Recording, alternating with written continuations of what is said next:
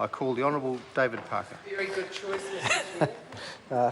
Thank you, Mr. Chairman. I want to take a relatively short call just to explain why the Labor Party is supporting the amendments to Part 2 that are proposed at Select Committee. They are essentially to move the new reference to the Criminal Procedure Act 2011 from Part 1 of Schedule 1 to Schedule 2 of the Act, making it clear that the list of matters that can be appealed to a higher court if a direction is made at an initial trial include the making or refusing to make a pre-trial witness anonymity order under Section 110 of the Evidence Act. Sir, this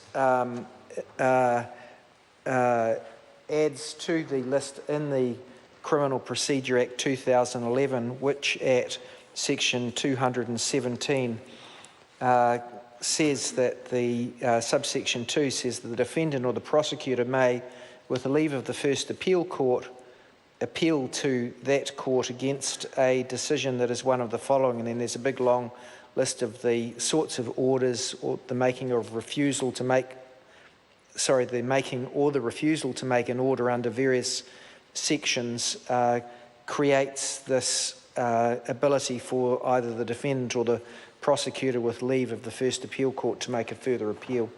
And added to that list is this new category, which is the making of a making or refusing to make a pre-trial witness anonymity order under Section 110 of the Evidence Act. At the same time, sir, there's also a very minor change, which is the revocation of a statutory regulation, which is the Evidence Recognition of Overseas Practitioners Orders 2008, which is being revoked by Clause 37, Subclause 3 of this bill. Both of those seem to be appropriate, which is, sir, why the Labor Party will be supporting this part of the Act.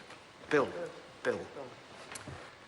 Members, the question is that Part 2 stand part. Those of that opinion will say aye.